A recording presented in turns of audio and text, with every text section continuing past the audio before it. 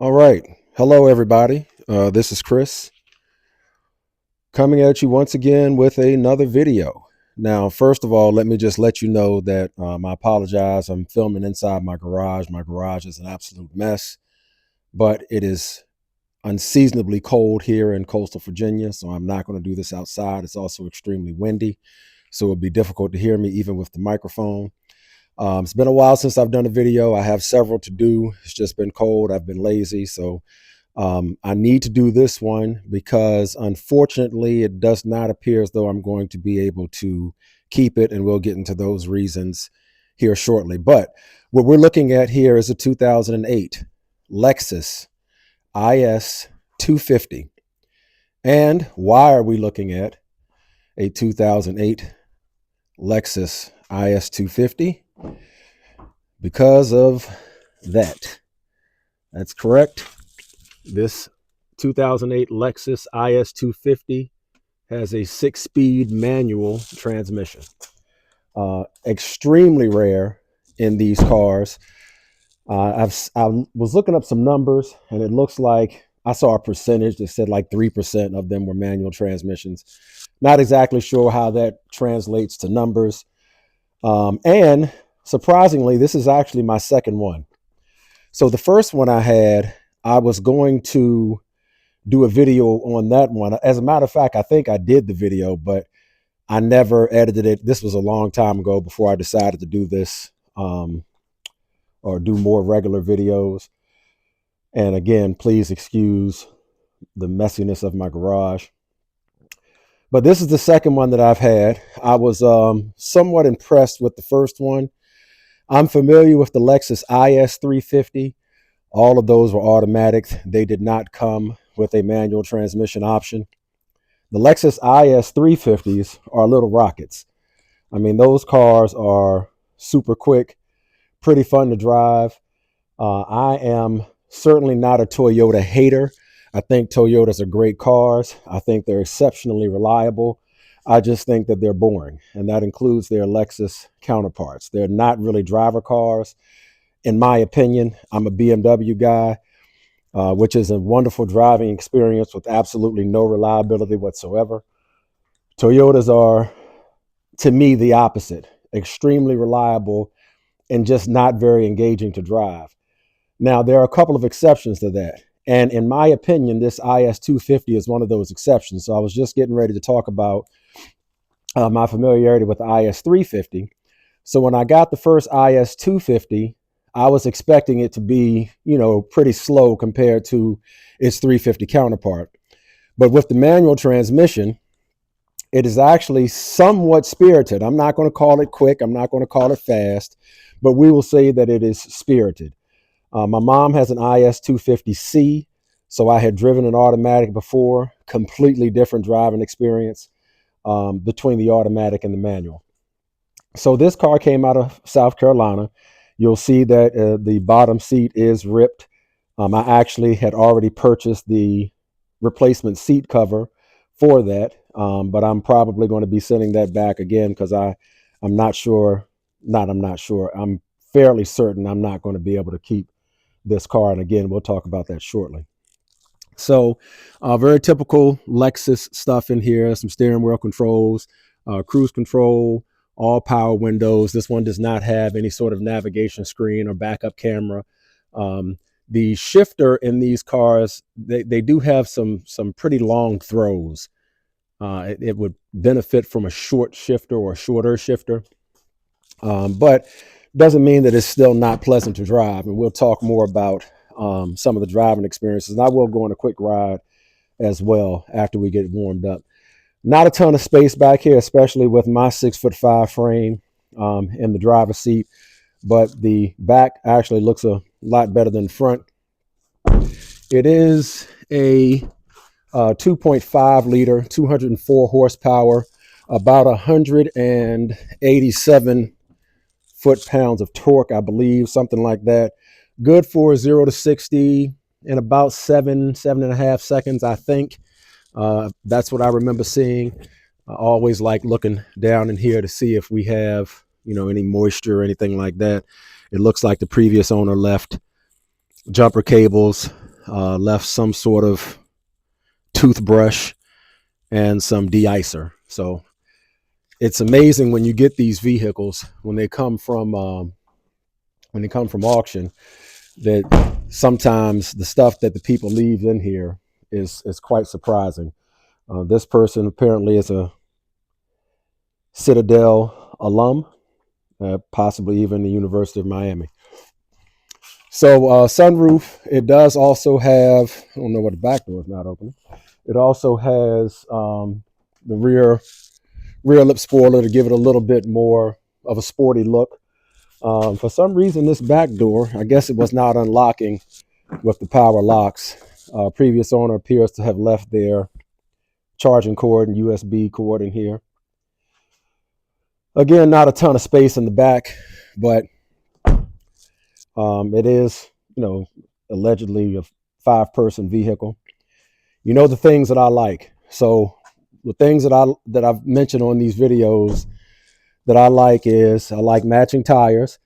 Not that concerned about the brand. I actually like Lionhearts. I have a set of Lionhearts on my 7 Series BMW. So we have 4 matching tires. You'll just have to trust me on the other one. So that checks one box. Next box is the owner's manual. And in there amongst all those papers is the owner's manual. Next box, 2 keys. And we have 2 keys. So this one checks my 3 boxes that I like. I like matching tires, I like an owner's manual, and I like having 2 keys. So let's take a quick peek at the engine, and then I will give it a quick start and a very, very brief drive and talk a little bit more about it. This one actually came out of South Carolina. It did have a major engine announcement, and I noticed that the code read a misfire on cylinder 1. Immediately upon driving it, I could tell that there was no misfire on cylinder 1. There may have been an old code in there for that, but I mean, it just ran too nicely for there to be a misfire on cylinder 1. Now, there's a couple other codes. Catalyst efficiency below threshold, O2 sensor code, some sort of leak. Most of them are probably related. Haven't dug into them yet. That would be a job for my mechanic Liam. He's great, and he can figure all of that stuff out if I were to keep it. Also, when starting it, you can smell some burning oil. It does need valve cover gaskets. Like most IS250s, the headlights are cloudy. Easy fix. Clean them up, wet sand, buff them, and clear them or replace them. Looks like there was some sort of issue there. But it's not a northern car. It did come out of South Carolina, so rust is generally not a concern. All right, so that is the inside my messy garage look at the IS250 6-speed manual. Let's go ahead and go for a quick ride, and I'll talk a little bit more about it. Be right back.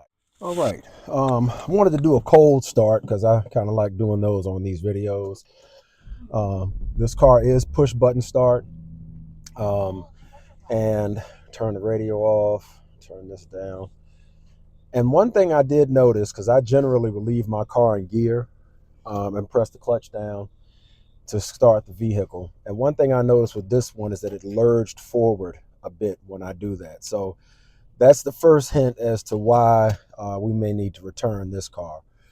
This car also has the shift pattern is the reverse is all the way over to the left and up. You do have to press this. It's a little thing right here. You press that up and that gets you over into reverse. So we're going to just kind of cruise around the neighborhood, and then I might get out onto the main road just for a moment. And I can talk to you about why I feel like I'm going to have to return this. So I don't know if you'll be able to see all of the lights on the dash, but in very typical Toyota fashion, if one thing goes wrong, it has a trillion lights that come on the dash. I already talked to you about the codes before. This car has a whopping 240,873 miles as of right this minute, but it actually runs really good. So the lights that are on the dash are now the gas light. Check VSC, vehicle stability control, check the tire pressure. It looks like that's the stability control light, and the red triangle with all the check system stuff in the display. So first, let me give you a big guy score. Big guy score, I'm going to give this about an 8, 8.5 maybe. For the size car it is, very comfortable in here. The seats are comfortable. I feel perfectly fine in it. I've always looked at Lexus IS250s as more cars that were oriented towards females, but that's just my personal opinion. I don't mean any disrespect by that. It's just, again, my personal opinion, probably because the IS250 that my mom has, and a lot of times when I see the 350s, they're female owned. So I had mentioned before that the shifter, the throws are pretty long. This shifter would definitely be helped out if there's some sort of a short shifter option. Now, on to the reason why I feel like I need to return it. The clutch actually feels okay, but that little lurch forward when you started in gear was a tad concerning. But this thing grinds when shifting into both second and third. So that's a big red flag, especially on a very uncommon vehicle, that you're not going to just find these readily available like you would automatic transmission ones when it comes to parts. So if you needed an entire transmission, because more than likely it's a synchros, I don't know who's going to take the transmission out, open it up, rebuild the transmission. I mean, I'm not saying it can't be done. Of course it can be done as long as you have the parts. But it becomes a, time versus benefit situation after a while. Now, if you shift slow enough, you won't hear any grind well, I say slow enough. Actually, if you shift a little quicker, you won't hear grind in the gears, especially going into third. But you may have just heard that little, I'm not going very fast. It's significantly more pronounced when you're out on a main road. And I'm going, 25 or less through my neighborhood now. So, and I mean, it actually drives nicely. I really like the way it drives. It reminds me of the first one that I had, which also had over 200,000 miles. And I have no complaints whatsoever about that. Now, it could definitely stand a few things, obviously an oxygen sensor, or figure out, why it's throwing that code. And these direct injection cars are also known for carbon buildup. So that would need to be looked at if you were doing any tune-up related stuff to it. This one actually needs rear brakes as well. They sound horrible when you press on them, and I can feel it. It's like they're like metal to metal back there. So it looks like the car has come off of the C on the cold, and I'm getting ready to get to the entrance of the neighborhood now. So we'll go for a quick ride down this main drag here, and then we'll go ahead and come on back, and we'll end the video.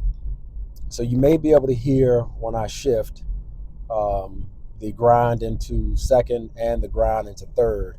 I mean, it's for a 200 horsepower car, it actually is again pretty spirited. I was surprised when I got my first one, and this one again was no different. So hopefully the camera isn't moving around too much, and of course this person is pulled up to the point where I can't see beyond them. See if I can go. That happens all the time leaving my neighborhood, and it looks like I can go now. So all right, little clunk going into second, but not necessarily a grind.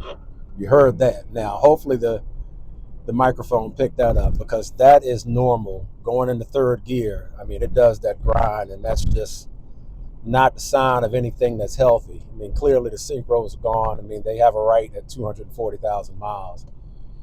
So that is the reason why I mentioned that this one will have to be returned. Now, unfortunately, when things like this happen, because it came from South Carolina, I'm in Virginia, I had to pay for shipping for it to get here, and I will be out of my shipping. But I'm glad that there is a arbitration period when you get these vehicles, in case you come across something that was not mentioned. You'll be able to either arbitrate or return it. So yeah, not fast by any means, but very spirited. Hopefully you heard that grind again.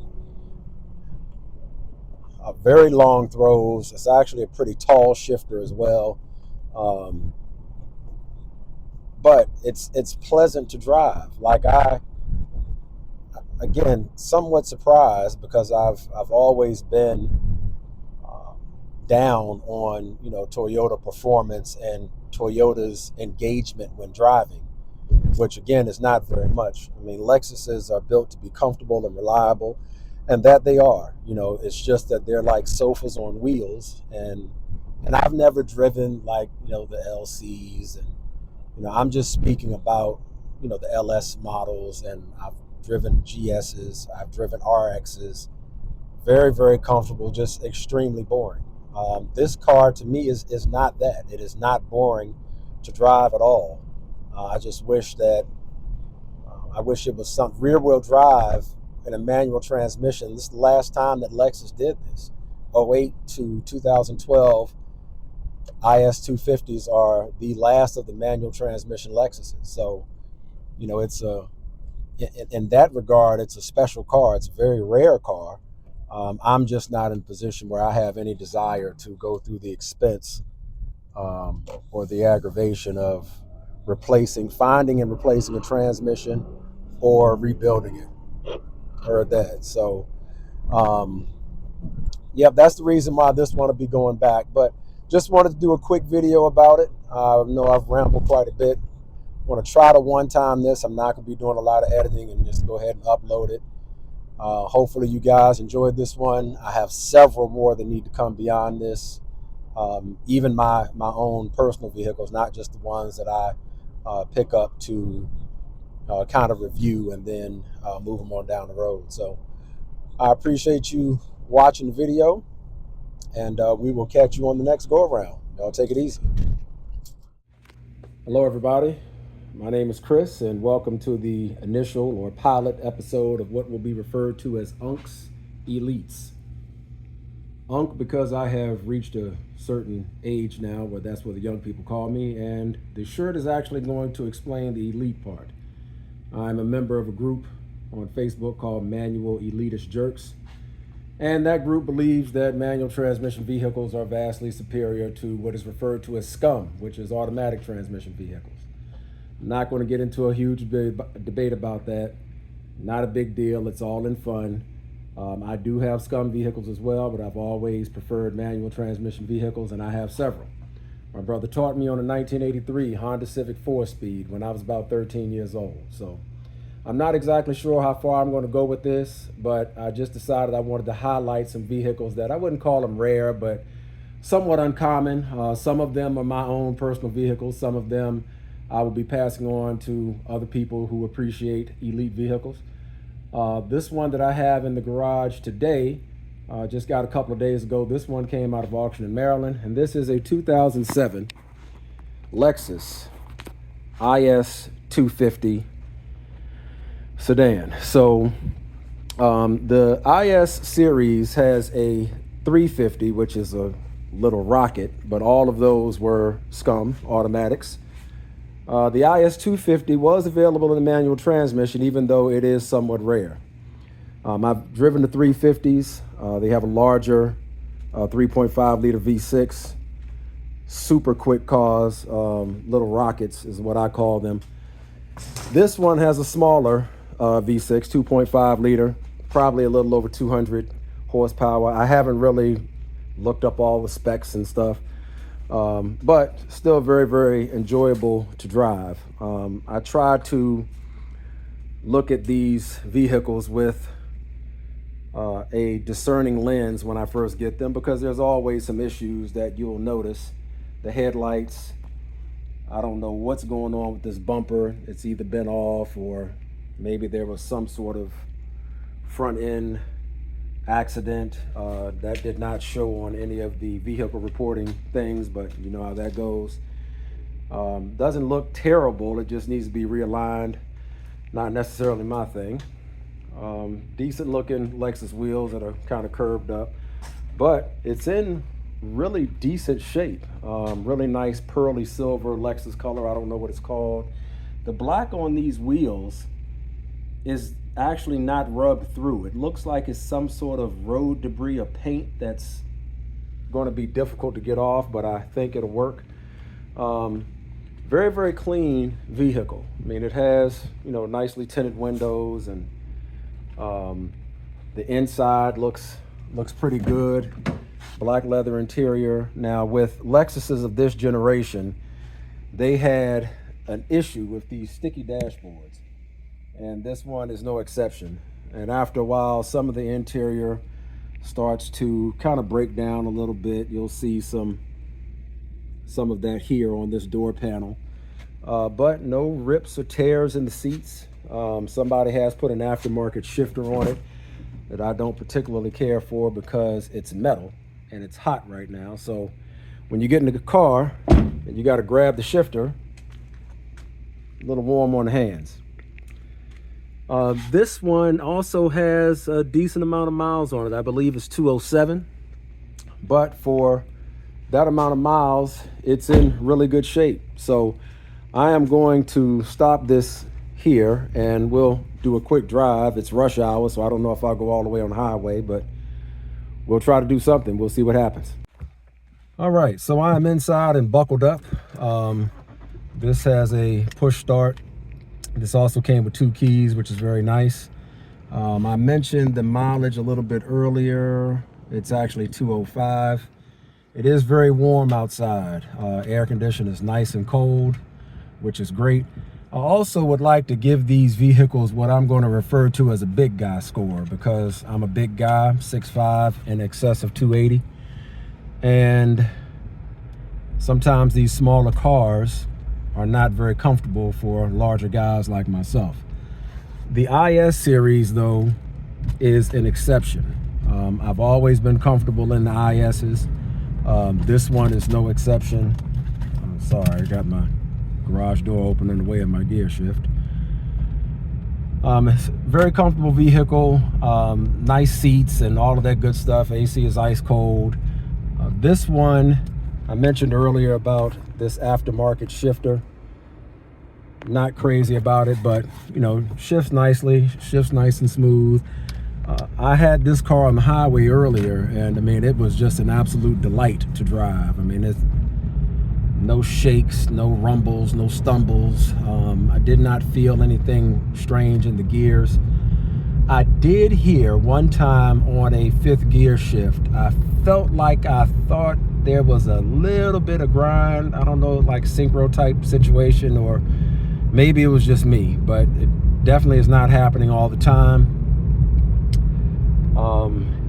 Looks like this one is pretty clean on the inside. There is some, I guess this headliner is, well, it's not suede. I guess it's just dirty. Don't want to misrepresent it, but no lights on the dash. Even tire pressure sensor light is out, which is pretty rare on some of these vehicles that you get from auction.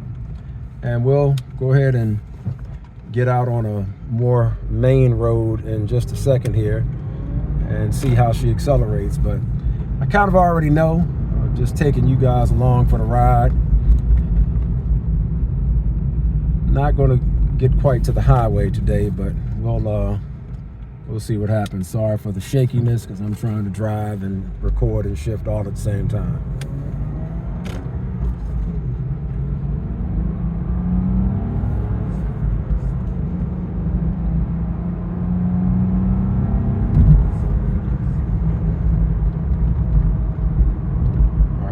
Exceeding the speed limit now, so I don't want Chesapeake's Finest to give me any kind of ticket, but that takes care of that. Perhaps I'll do some editing at some point in the future. Maybe I'll get a better camera, better setup, something. But all right, just shifted to 5th and did not feel any grind, so maybe that was an anomaly. But we'll just see if anybody's interested in this. If they are, I'll do another one. If not, then this will be it. Appreciate y'all watching. Take it easy.